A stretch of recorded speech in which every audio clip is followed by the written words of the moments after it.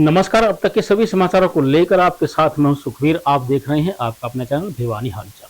सबसे पहले एक नजर आज की न्यूज हेडलाइंस पर। नहरों की देखरेख व टेल तक पानी पहुंचाने के दिए जा चुके निर्देश, कहा मंत्री श्रुति चौधरी। आरओबी के निर्माण में देरी के लिए जिम्मेदार अधिकारी से वसूला जाए जुर्माना, कहा सांसद धर्मवीर सिंह। खाद के लिए मारामारी पर किसान सभा ने जताया रोष।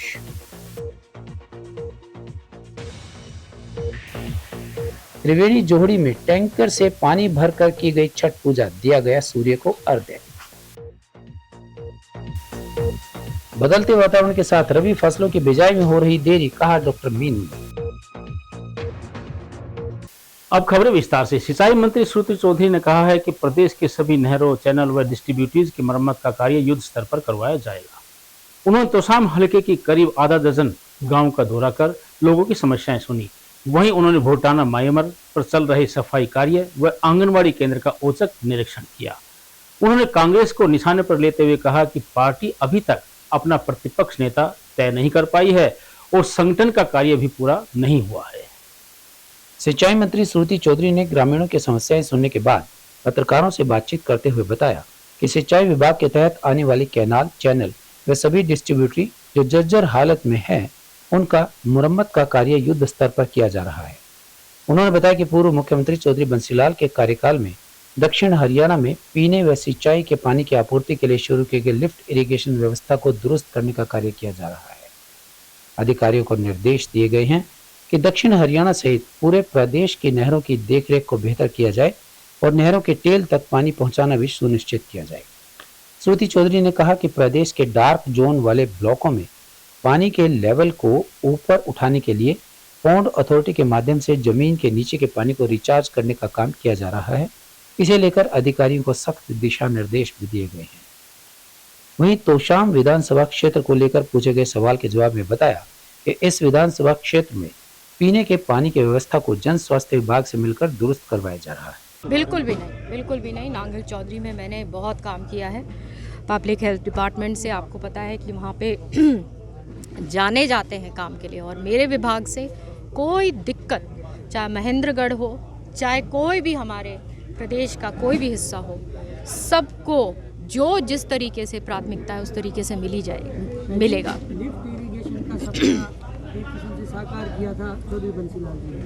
कई जगह पे लिफ्ट इरिगेशन का जो सिस्टम है वो डगमगाया हुआ है, वहाँ काफ़ी परेशानियों का सामना करना पड़ रहा है लोगों को। तो आप क्या? बिल्कुल, ये जैसे मैंने आपको कहा है कि ये सारी की सारी अभी मैंने जो मीटिंग्स ली हैं, इसी चीज़ की समीक्षा ली है कि कहाँ कहाँ दिक्कतें हैं, जो प्रोजेक्ट्स हैं वो ख़त्म करे जाएँ, जल्दी टाइमलाइंस मीट हों, और जो लिफ्ट इरिगेशन जो सिस्टम है उसको पूर्ण रूप से, क्योंकि दक्षिण हरियाणा जो पानी के लिए तरसता है, यहाँ पे पूर्ण रूप से जो भी पानी हमारे पास है, कम से कम वो तो पानी ठीक से पूर्ति से पहुँच पाए, बीच में लीकेजेस ना हो, अच्छी व्यवस्था हो।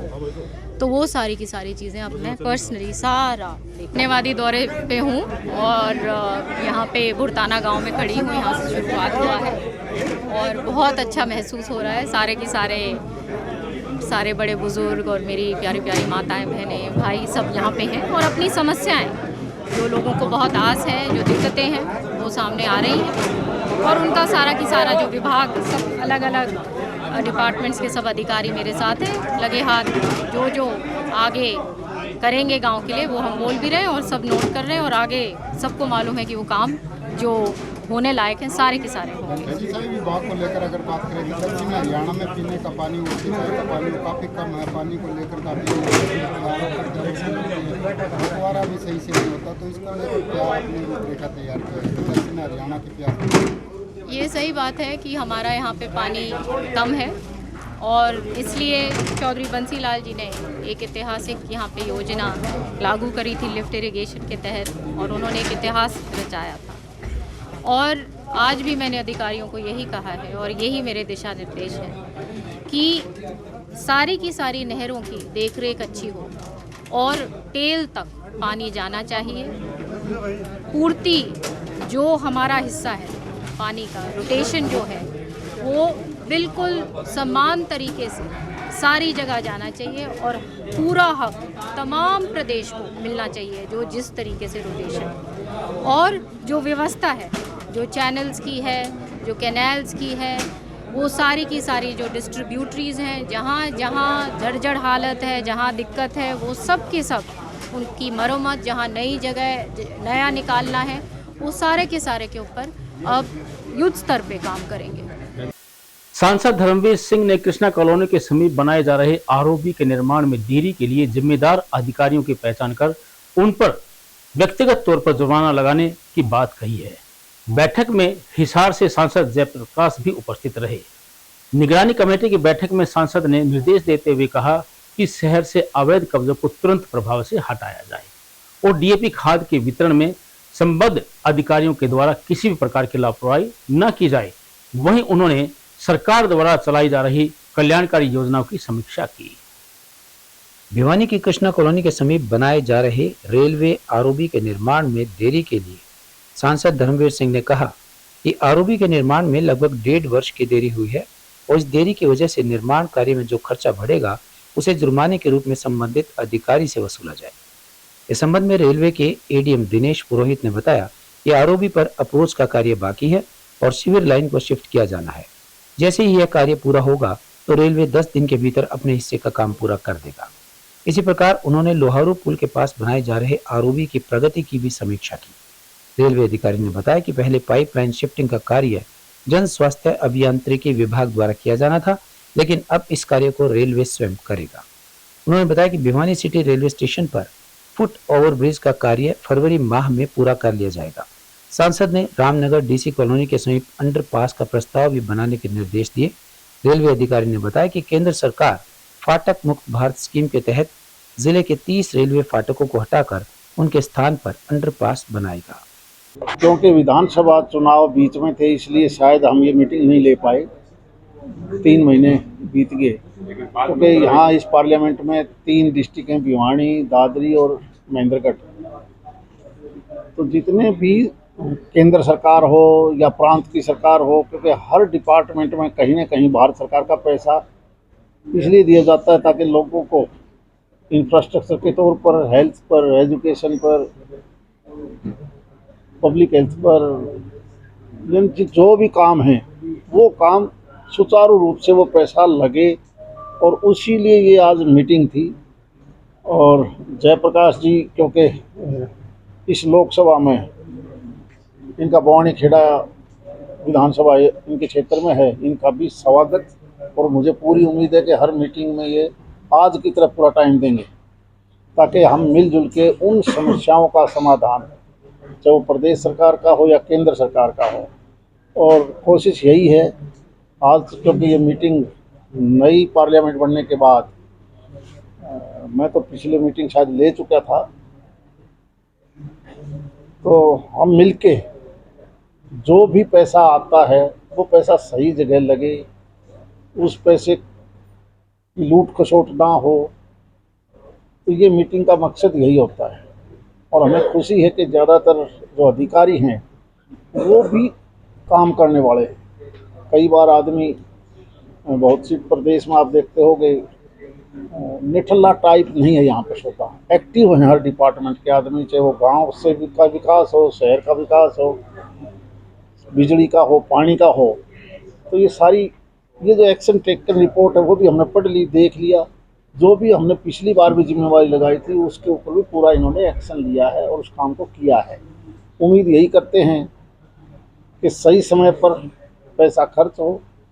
अब कुछ एक पैसा ऐसा भी है क्योंकि चुनाव से पहले प्रदेश की सरकार ने बहुत बड़ा पैसा दिया है, उसके लिए भी हमने एक डायरेक्शन दी है कि उस पैसे के लिए भी कोई सब कमेटी वगैरह बना लें ताकि वो पैसा ठीक खर्च हो।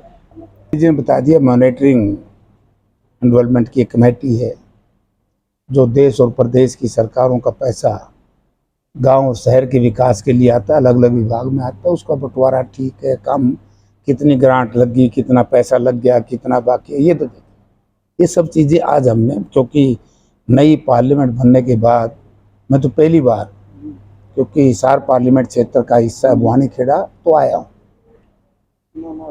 तो यहाँ सरकारी सिस्टम में तो काम ठीक ठाक है, लेकिन जो डिस्ट्रीब्यूशन है, जैसे हमने कृषि विभाग के अधिकारियों से पूछा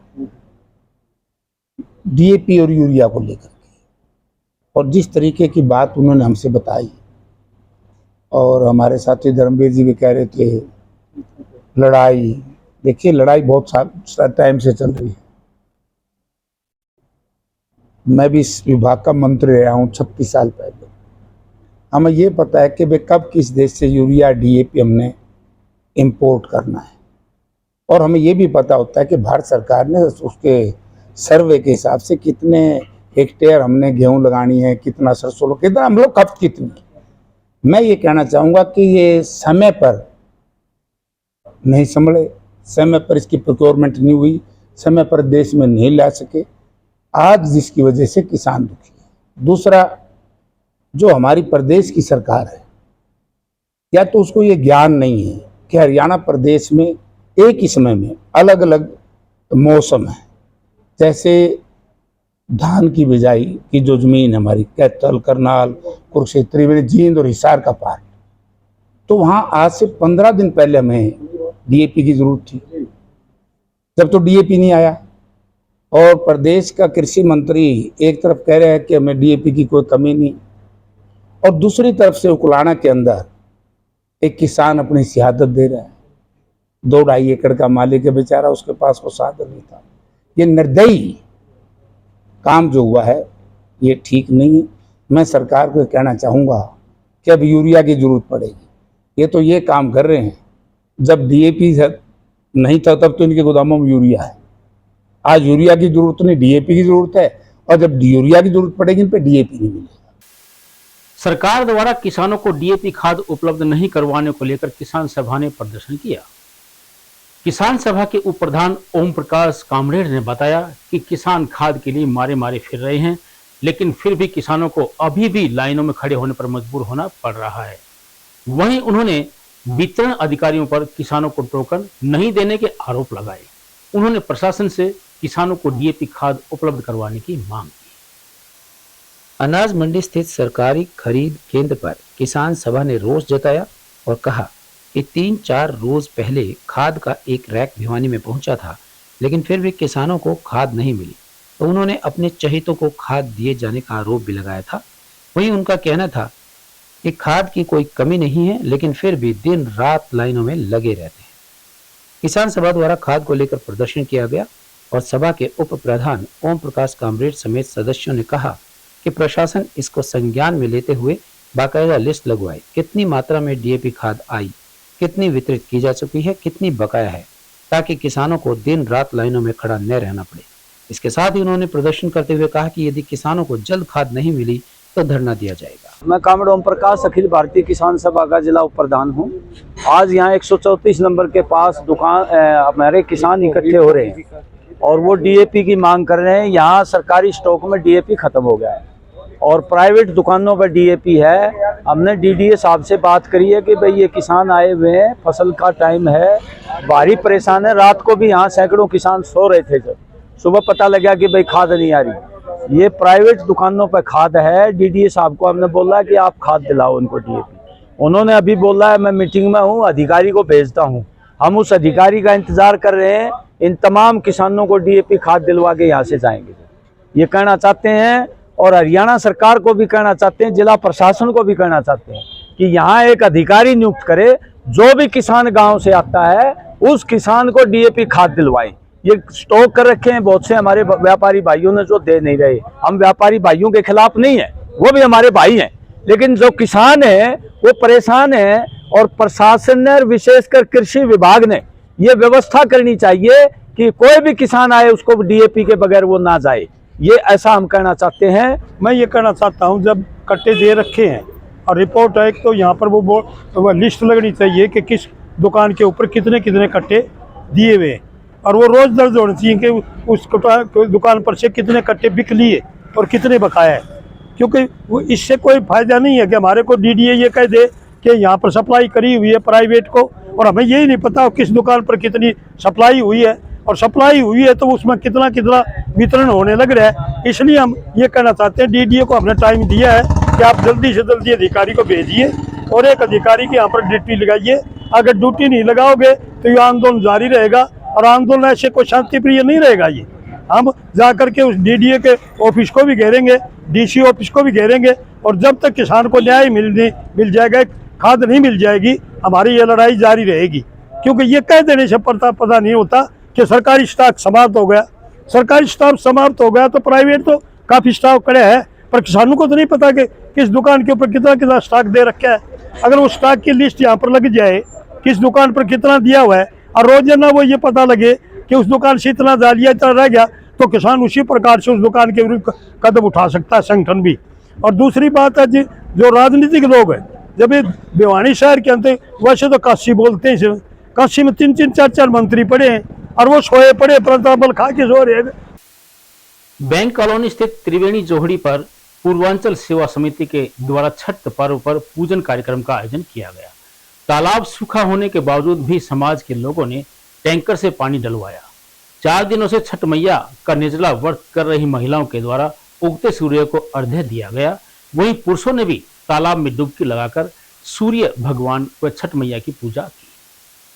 बैंक कॉलोनी स्थित त्रिवेणी जोहड़ तालाब पर पूर्वांचल सेवा समिति द्वारा छठ पूजा का पर्व मनाया गया। इस अवसर पर विधायक घनश्याम सराफ और उनकी धर्मपत्नी प्रेमलता सराफ मुख्य अतिथि के रूप में पहुंचे। जोगीवाला मंदिर के महंत वेदनाथ महाराज ने आशीर्वाद दिया। विधि पूर्वक पूजन विधि और गीतों के साथ इस आयोजन को संपन्न किया गया। विधायक घनश्याम सराफ ने अपने संबोधन में कहा कि छठ पूजा प्राचीन काल से स्वच्छता का संदेश देती आ रही है। उन्होंने बताया कि इस पर्व के दौरान व्रत करने वाली महिलाएं शुद्ध प्रसाद तैयार करती हैं, जिसे सूर्य भगवान को अर्पित किया जाता है। इसके साथ ही लोग सड़क और घाटों की सफाई करते हैं, जो स्वच्छता के प्रति समाज की जागरूकता को दर्शाता है। विधायक ने यह भी कहा कि छठ पूजा केवल एक धार्मिक पर्व नहीं, बल्कि यह लोक आस्था का पर्व है, जिसमें पूरा समाज एकजुट होकर भाग लेता है। यह पर्व सामूहिकता का प्रतीक है, जो समाज में एकता और समरसता की भावनाओं को प्रगाढ़ करता है।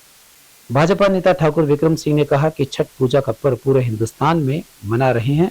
छठ माता 9 देवियों में से एक विशेष देवी होती है, जिसकी पूजा दिवाली के छठे दिन शुरू होती है। छठ पूजा में 36 घंटे का उपवास रखा जाता है। आज पूरे देश के अंदर छठ मैया का त्योहार हमारे भाई बहन पूरे हिंदुस्तान में मना रहे हैं। छठ मैया एक विशेष माता है, जो 9 देवियों में से के अंदर से ही है। दिवाली के छठे दिन और चौथे दिन ये पर्व शुरू हो जाता है। पहले नहाए के खाए के और फिर खरना करके आज 36 घंटे का व्रत हमारे व्रती रखते हैं और माता बहनें 36 घंटे एक बूंद भी पानी नहीं पीती है।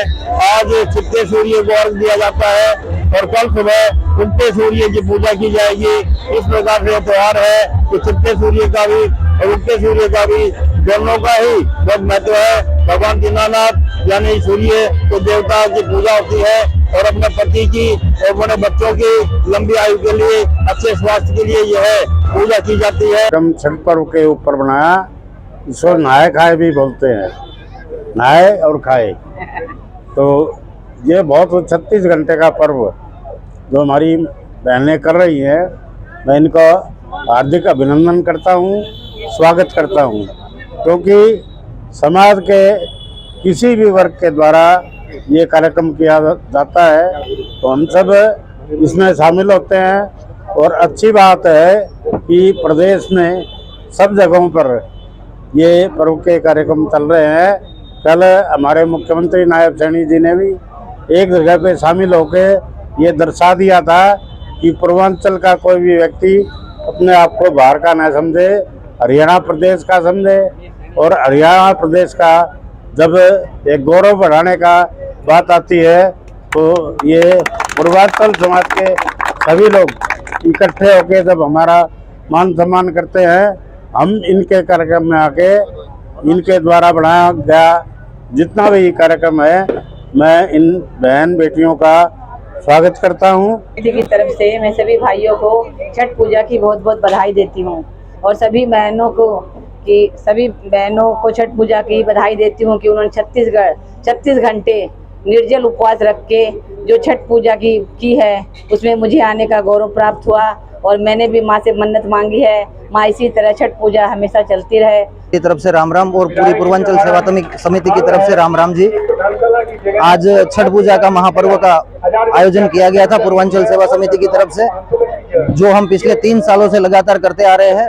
और हर साल की तरह इस साल भी लोगों ने हर्षोल्लास के साथ इस कार्यक्रम में हिस्सा लिया है और माननीय विधायक जी अपना समय निकाल के और हमारे बीच उपस्थित रहे हैं। अन्य गणमान्य लोग भी हमारे बीच में उपस्थित रहे हैं। इस अवसर पर मैं सभी लोगों का तहे दिल से आभार व्यक्त करता हूँ, धन्यवाद करता हूँ। रबी की फसलों की बिजाई का समय अपनी चरम सीमा पर है, लेकिन मौसम में बदलाव व तेज गर्म हवाओं के चलते बिजाई में किसानों को देरी का सामना करना पड़ रहा है। कृषि विशेषज्ञ डॉक्टर मीनू ने बताया कि अक्टूबर और नवंबर के महीने में रबी की फसलों की बिजाई की जाती है, लेकिन गर्मी के चलते सरसों और गेहूं की बिजाई अब तक नहीं हो पाई है। वहीं उन्होंने कहा कि किसान गेहूं की बिजाई 15 नवंबर तक कर सकते हैं। कृषि विशेषज्ञ डॉक्टर मीनू ने बताया कि अक्टूबर नवंबर महीने में रबी की फसलों की बिजाई की जाती है, लेकिन इस बार क्षेत्र में अधिक गर्मी होने के कारण कई जगहों पर किसानों ने सरसों और गेहूं की बिजाई शुरू नहीं की है। अगर किसान बिजाई कर रहे हैं तो 1 ग्राम कीटनाशक 1 लीटर पानी में मिलाकर बिजाई कर सकते हैं। सरसों की फसल के लिए डोलिया नामक कीट काफी नुकसान पहुंचाता है। उसके लिए मैराथन नामक दवाई 200 लीटर पानी में मिलाकर बिजाई के समय बीज के साथ प्रयोग करें। उन्होंने बताया कि वैसे तो रबी की फसलों की बिजाई का समय अक्टूबर महीना होता है, लेकिन बदलते वातावरण के साथ इस बार बिजाई में देरी हो रही है। सरसों की बिजाई के लिए IS-30 और 1706 नामक बीज के साथ 15 नवंबर तक बिजाई कर सकते हैं। और सरसों की जिन्होंने अगेती बिजाई कर ली है, जिन किसान भाइयों में, उसमें 2 कारण से समस्या आ रही है। एक तो थोड़ी गर्मी की वजह से भी वो झुलसा सा सिम्टम है वो दिखा रही है, तो उसमें तो आप 22 टीन का है वो 1 ग्राम 1 लीटर पानी के हिसाब से स्प्रे कर सकते हो। दूसरा, इस टाइम पे जो है वो पेंटेड बग भी आता है, धोलिया कीट के नाम से जिसको जानते हैं, वो भी फसल को काफ़ी नुकसान पहुंचा रहा है। तो उसमें हम मैलाथियोन 200 ml को 200 लीटर पानी में मिला के छिड़काव कर सकते हैं। उत्तम समय तो देखो अक्टूबर तक है, अक्टूबर तक अब बिजाई कर सकते हैं, लेकिन अभी भी जो किसान भाई अगर करना चाहें तो उसमें जो RH-30 है और 1706 वैरायटी है उसकी बिजाई है वो 15 नवंबर तक भी कर सकते हैं। गेहूं की बिजाई का जो है ये उपयुक्त समय है, तो किसान भाई जो है वो 15 नवंबर तक है अपनी बिजाई पूरी कर सकते हैं। जो टाइमली सोइंग वैरायटीज़ हैं तो उसमें आप जैसे 1105 है वो अच्छी वैरायटी है, वो भी आप ले सकते हो। दूसरी जो HU की रिकमेंडेड वैरायटीज़ हैं वो भी आप ले सकते हो। तो ये गेहूं की बिजाई का है वो उत्तम समय है। और अब एक खबर चलते चलते, केंद्रीय युवा कार्यक्रम एवं खेल मंत्रालय ने स्वामी विवेकानंद के जन्म दिवस पर 12 से 16 जनवरी 2025 तक राष्ट्रीय युवा महोत्सव मनाने का फैसला लिया है।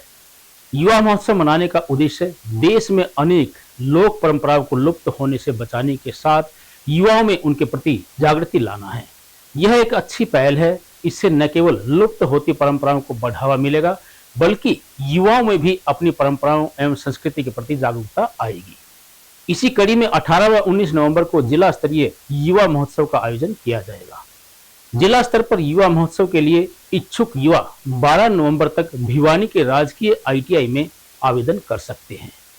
उपायुक्त भिवानी महावीर कौशिक ने बताया है कि जिले से राज्य स्तर पर इस युवा महोत्सव का आयोजन होगा। जिले की विजेता और राज्य की विजेता टीमें राष्ट्रीय स्तर पर युवा महोत्सव में भाग लेंगी। जिला एवं राज्य स्तर पर ही पुरस्कार मिलेगा। राष्ट्रीय स्तर पर केवल प्रस्तुति होगी। इस युवा महोत्सव में साइंस मेला, ग्रुप एवं एकल लोक नृत्य, ग्रुप और एकल लोकगीत, कहानी लेखन, कविता, पेंटिंग, भाषण प्रतियोगिता और फोटोग्राफी सहित कुल 10 विधाओं में युवा अपनी प्रतिभा दिखाएंगे। प्रतियोगिता श्रेणी में राज्य की लोक कला, नृत्य एवं सभ्याचार के संबंध में ग्रुप एवं एकल प्रस्तुति दी जाएगी। ग्रुप प्रतियोगिता में प्रतिभागियों की अधिकतम संख्या 13 होगी। एकल नृत्य में प्रतिभागियों की संख्या अधिकतम 5 होगी। इस श्रेणी में लोक परंपरा से संबंधित प्रस्तुतियां दी जाएंगी जो कि लुप्त होने के कगार पर हैं। प्रथम स्थान प्राप्त करने वाले प्रतिभागियों की टीम को 2100 रुपये प्रतिभागी की दर से अथवा अधिकतम 21,000 रुपये जो भी कम हो इनाम राशि दी जाएगी। द्वितीय स्थान प्राप्त करने वाले प्रतिभागी की टीम को 1500 रुपये प्रतिभागी की दर से अथवा अधिकतम 15,000 रुपये जो भी कम हो इनाम राशि दी जाएगी। हम अपनी रहन सहन परंपराओं को भूलते जा रहे हैं, लेकिन अब युवा महोत्सव की वजह से हमें अपनी परंपराओं संस्कृति के प्रति जागरूकता का आभास होगा और नई पीढ़ी को जानने का मौका मिलेगा। और अंत में फिर से एक नजर आज की न्यूज हेडलाइंस पर। नहरों की देखरेख व टेल तक पानी पहुंचाने के दिए जा चुके निर्देश, कहा मंत्री श्रुति चौधरी। आरओबी के निर्माण में देरी के लिए जिम्मेदार अधिकारी से वसूला जाए जुर्माना, कहा सांसद धर्मवीर सिंह। खाद के लिए मारामारी पर किसान सभा ने जताया रोष।